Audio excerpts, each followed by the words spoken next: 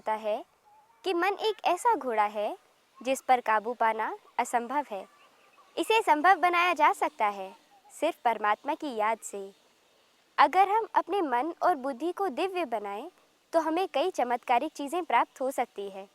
इसके लिए हमें बुद्धि में सद्ज्ञान तथा सद्विवेक भरने की आवश्यकता है। यह सद्ज्ञान हमें सिर्फ श्रीमद् भगवद गीता से ही प्राप्त होता है। तो आइए अपने मन और बुद्धि को एकाग्र करके इस प्रवचन का आनंद लेते हैं। फिर से हम आपके समक्ष आत्मज्ञान को लेकर प्रस्तुत हुए हैं श्रीमद् भगवद गीता के चौथे एपिसोड के साथ। हमें विश्वास है कि आप आत्मज्ञान के इस चिंतनशील विषय को सुनकर अवश्य आनंद का अनुभव कर रहे होंगे। आपका आनंद हमारा आनंद होगा, आपका आनंद हमारी प्रेरणा होगा, आपका आनंद हमारे उमंग उत्साह को बढ़ाने वाला होगा। इस जीवन में हर मनुष्य सुख, शांति, सफलता, शक्तियाँ, पवित्रता, इन सब गुणों को अपने जीवन में भर लेना चाहता है, परंतु बहुत कोशिश करने के बाद भी वो इन सब से दूर चला जाता है। कारण आत्मिक स्वरूप की विस्मृति। हम यदि अपने जीवन को ऊंचाई की ओर जाता हुआ देखना चाहते हों, यदि हम चाहते हों कि सफलता कदम कदम पर हमारे चरण चूमती रहे, यदि हमारे मन की दिली इच्छा हो कि हम समस्याओं से मुक्त, विघ्नों से मुक्त एक सहज जीवन का रसास्वादन करते हुए आगे बढ़ें, तो आत्मज्ञान को जानकर अपने आत्मिक स्वरूप में स्थित हो जाइए। फिर से याद दिला दें, अभ्यास करेंगे। मैं आत्मा ज्योति स्वरूप सूक्ष्म अति सूक्ष्म दोनों भ्रकुटियों के बीच मस्तिष्क के अंदर विराजमान हूँ। मैं ही मालिक हूँ इस शरीर की, शरीर मेरे अधीन है। मेरे पास दो शक्तियाँ हैं, मन और बुद्धि। अब जरा सूक्ष्मता की ओर चलें। हम निरंतर अपने मन का प्रयोग कर रहे हैं। मन क्या है? Power of thought, power of thinking, संकल्प शक्ति है ये मन। और बुद्धि क्या है जो हर एक के पास है? बुद्धि है विवेक शक्ति, थर्ड आई ऑफ विजडम। इसे ही तीसरा नेत्र भी कहते हैं। तीसरे नेत्र खोलने का अर्थ और कुछ नहीं, केवल बुद्धि को दिव्य बनाना है। यही ग्रहण शक्ति भी है। बुद्धि हमारे पास एक सुंदर पात्र है जिसमें हम ज्ञान का खजाना भरते हैं, जिसमें हम विवेक को संग्रहित करते हैं। तो हमारे पास ये दो सुंदर शक्तियां हैं आत्मा की। ये आत्मा से अलग नहीं है, ये आत्मा की शक्तियां हैं, ये शरीर की शक्तियां नहीं हैं। कई लोगों को ये भ्रांति हो गई। कई आचार्यों ने भी सत्य को नहीं समझा कि ये जो हिस्सा है ये मनुष्य का ब्रेन है, मस्तिष्क है। मन और बुद्धि और मस्तिष्क ये तीन शक्तियां हैं। मस्तिष्क शरीर का एक महत्वपूर्ण अंग है और मन और बुद्धि आत्मा की शक्तियां हैं। इस पर बहुत अच्छी तरह ध्यान देने की बात है। तो दर्शन के क्षेत्र में, फिलॉसफी के फील्ड में अनेक उलझी हुई गुत्थियां सुलझ सकती हैं। क्योंकि यदि मन बुद्धि को आत्मा से अलग मान लिया जाए तो आत्माओं में जो सबसे सुप्रीम है वो है परमात्मा। तो क्या हम ये कहेंगे कि परमात्मा में मन और बुद्धि नहीं है? अगर परमात्मा में मन न होता तो उसे संकल्प कैसे आता? जबकि ये सर्वविदित है कि परमात्मा को सृष्टि रचने का संकल्प उत्पन्न हुआ। अगर उसके पास बुद्धि नहीं है, भला कैसे कहा जाएगा भगवान के पास बुद्धि नहीं है? वो तो बुद्धिमानों का बुद्धिमान है, बुद्धि का दाता है, त्रिकालदर्शी है, सर्वज्ञ है। सबसे अधिक बुद्धि तो उसी के पास है। तो परमात्मा में भी मन, बुद्धि और संस्कार हैं और वैसे ही संस्कार हम आत्माओं में भी हैं। मन भी है, बुद्धि भी है और संस्कार भी हैं। तो हम ये सत्य जान लें कि ये हिस्सा ब्रेन है। मन और बुद्धि ब्रेन के माध्यम से काम कर रही हैं। ब्रेन जैसा है, मन और बुद्धि वैसे ही कार्य कर रही हैं। यद्यपि मन के संकल्प अपने भी बहुत कुछ हैं, परंतु मन में संकल्पों की अभिव्यक्ति मस्तिष्क के संपर्क से ही होती है। यदि मस्तिष्क न हो तो आत्मा में मन यानी संकल्प शक्ति होते हुए भी मनुष्य संकल्प नहीं कर पाएगा। बुद्धि होते भी वो बुद्धि का प्रयोग नहीं कर पाएगा। तो हमारा जो मस्तिष्क है ये मानो एक कंप्यूटर है, एक बहुत सुंदर मशीन है, हमारे साथ मशीनरी है जिसका प्रयोग मन बुद्धि के माध्यम से हम करते हैं। यूँ कहें कि आत्मा मन बुद्धि के द्वारा इस कंप्यूटर को ऑपरेट करती है और उसके द्वारा पूरे शरीर का अपने कार्यों का संचालन करती है। तो मन और बुद्धि हमारी शक्तियां हैं। यदि हम आत्मिक स्वरूप में स्थित हो जाएंगे तो मालूम है कितना बड़ा लाभ होगा। मन की शक्तियां बढ़ेंगी, जिसको आम भाषा में कहते हैं मनोबल बढ़ेगा, विल पावर बढ़ेगी, बुद्धि का विकास होगा और उसकी शक्तियां भी बढ़ेंगी। बुद्धि श्रेष्ठ भी हो जाएगी, चमत्कारिक हो जाएगी और बुद्धि शक्तिशाली भी हो जाएगी। और तब जीवन में आने वाला ये तनाव जो हर क्षण मनुष्य को अपने शिकंजे में कसकर रखता है, जो उससे जीवन का सुख छीन लेता है, ये समाप्त हो जाएगा। तनाव का मुख्य कारण ही है मन और बुद्धि का कमजोर होना, मन और बुद्धि का निगेटिव होना, मन और बुद्धि पर विकारों का प्रभाव होना। अगर हम आत्मिक स्वरूप में स्थित रहते हैं तो इन सभी से मन और बुद्धि मुक्त हो जाती है और हमारा जीवन सुखों के झूले में झूलने लगता है। मुझे कहना तो नहीं चाहिए, सभी मनुष्य अपने जीवन को सुखों के खुशियों के झूले में झूलता हुआ तो देखना ही चाहते हैं। ऐसा जीवन जिसमें उमंग उत्साह के पंख लगे हों, सफलता जहाँ चरण चूमती हो, सदा ही मस्तक पर श्रेष्ठ भाग्य का तिलक लगा हो, ऐसा जीवन कौन नहीं चाहेगा।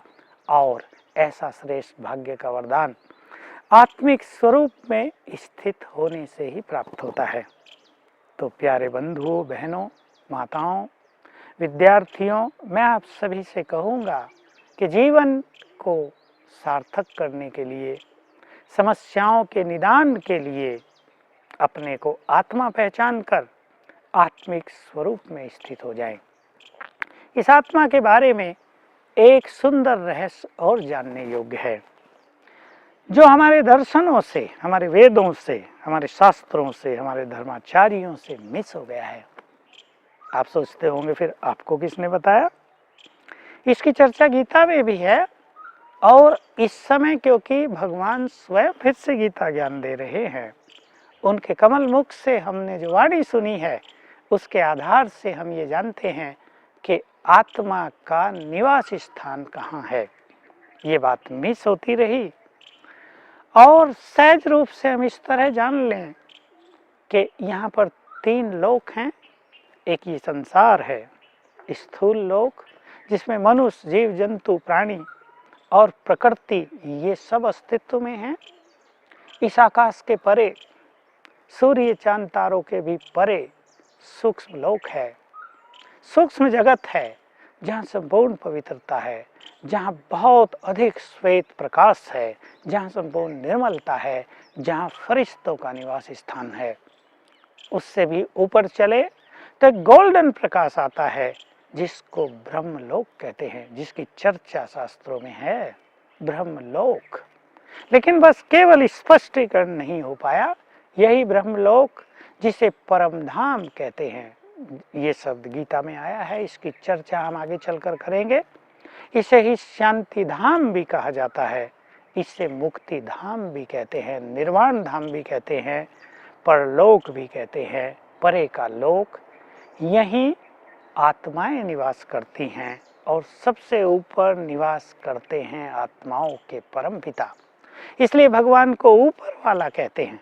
भगवान का ध्यान करते हुए ध्यान ऊपर की ओर चला जाता है, पर ऊपर कहाँ? आकाश में नहीं, सूक्ष्म लोक में भी नहीं, आकाश और सूक्ष्म लोक से परे परम धाम में, ब्रह्मलोक में, मुक्ति धाम में।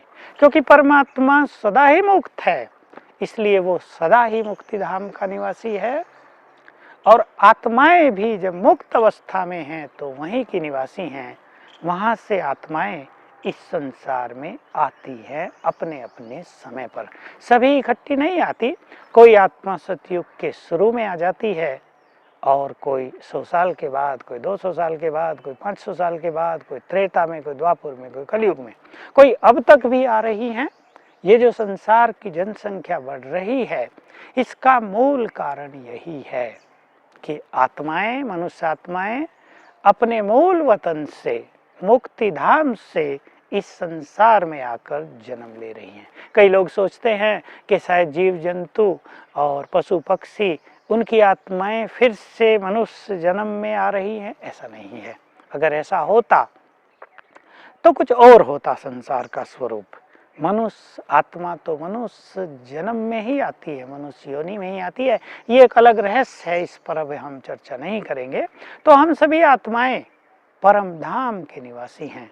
हमारा घर शांति धाम है, जहाँ अपार शांति है।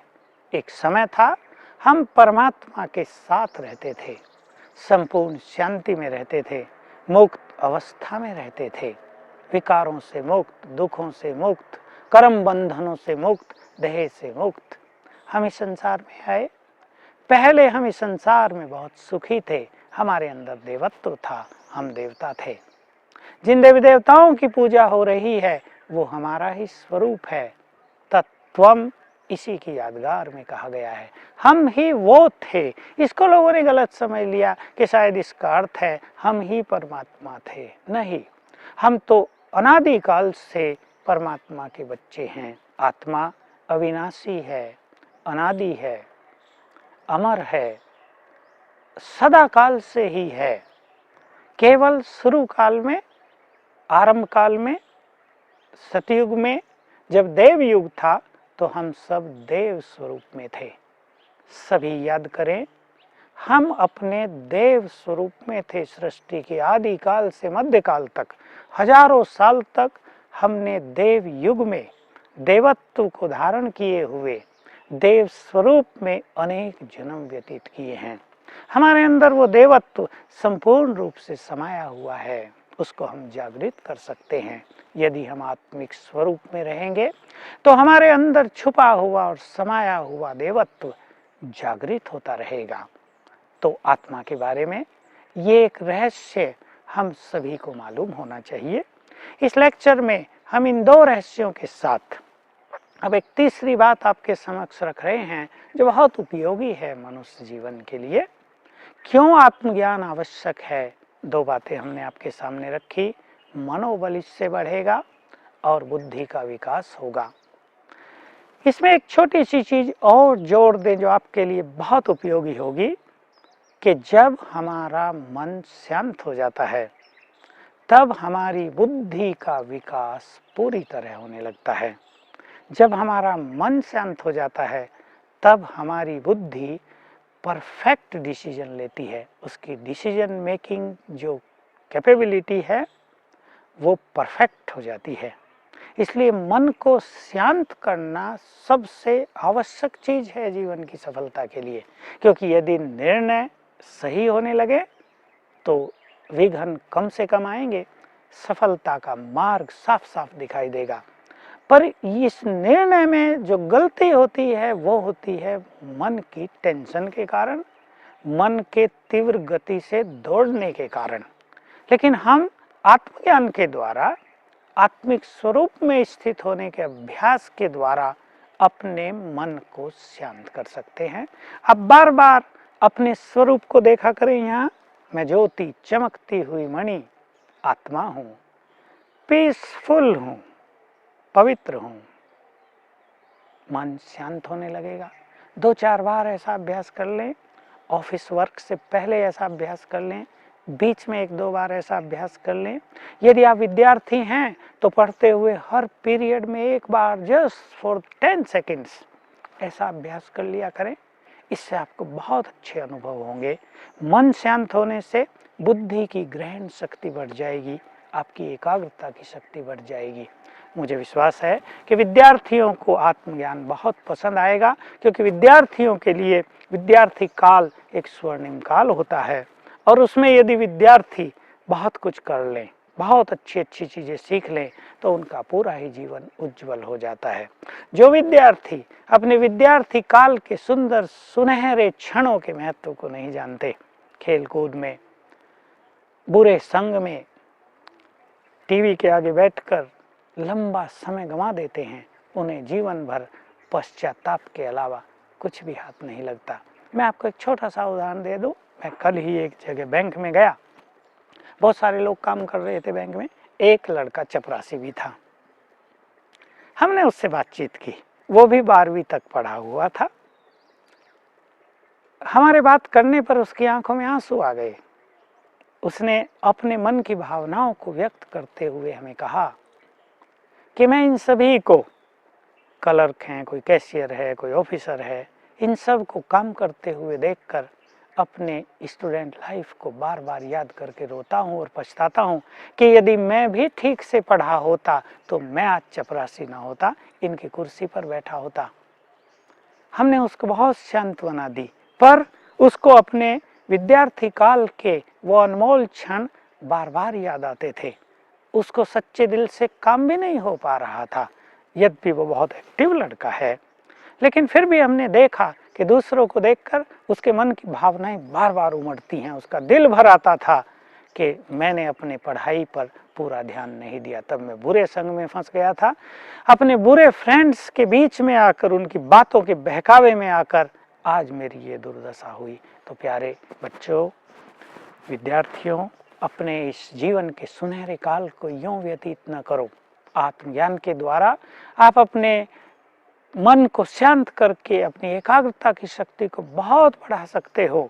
आप अपने कार्यों में, अपनी विद्या ग्रहण करने के इस क्षेत्र में बहुत आगे बढ़ सकते हो।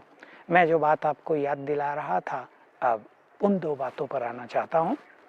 एक है, हम देख रहे हैं इस संसार में अनेक लोगों को, शायद लाखों लोग कहें या करोड़ों लोग कहें तो भी अतिशयोक्ति न होगी, जिन्हें मृत्यु के समय बहुत कष्ट हो रहा है, जो सहज शरीर का त्याग नहीं कर पा रहे हैं। जैसे शरीर तो एक वस्त्र है, परंतु वस्त्र उनके शरीरों से मानो ऐसे चिपक गया हो कि यदि वस्त्र उतारना हो तो बहुत कठिनाई हो रही हो।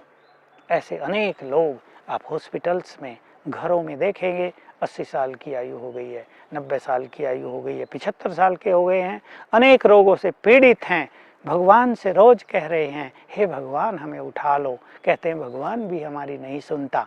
ये उठाना और जन्म देना भगवान के हाथ में नहीं है। प्यारे बंधुओं, ये मनुष्य के कर्मों की कहानी है। आत्मज्ञान के द्वारा, आत्मिक स्वरूप में स्थित होने के द्वारा दो बहुत बड़े फायदे होंगे। शरीर की पीड़ाएं बहुत कम अनुभव होंगी और देह आराम से छूट जाएगा। स्वेच्छा से भी मनुष्य देह का त्याग कर सकेगा, क्योंकि बार बार यदि हम ये अभ्यास करेंगे, मैं आत्मा इस शरीर से अलग हूँ, तो हम शरीर से डिटैच होते जाएंगे। शरीर में रहते हुए भी शरीर से डिटैच रहेंगे। जितना समय शरीर में रहेंगे सुखपूर्वक रहेंगे।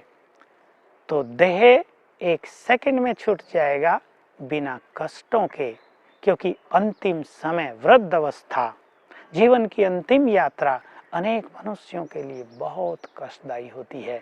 इसलिए उस कष्ट से सदा मुक्ति के लिए आत्मिक स्वरूप का अभ्यास करना बहुत आवश्यक है। और दूसरी बात, संक्षेप में कह दें, जो बहुत लोग गर्भपात करा देते हैं, बच्चे का शरीर जो अभी गर्भ में बन ही रहा उसको गिरा देते हैं, ये भी महापाप है। आप समझ ले, जो आत्मा उस शरीर में आने वाली है, उसके घर को आपने नष्ट कर दिया, वो आत्मा भटक जाएगी और ये नष्ट कराने वालों का बहुत बड़ा पाप होगा। इसलिए इस पाप से स्वयं को बचाएं। ऐसा बहुत बड़ा पाप आप अपने पाप के खाते में और न जोड़ें, पाप पहले ही बहुत है। इस तरह आत्मिक ज्ञान से आप अपने जीवन की यात्रा को सुख शांति के मार्ग पर सहज ही अग्रसर कर सकते हैं। अनासक्त कर्म करने से मन और बुद्धि खुशियों में झूम उठती है। बुद्धि स्थिर हो जाती है, जिसके कारण इच्छाओं और कामनाओं पर भी लगाम लग जाता है। आज के लिए बस इतना ही। अब हमें इजाज़त दीजिए।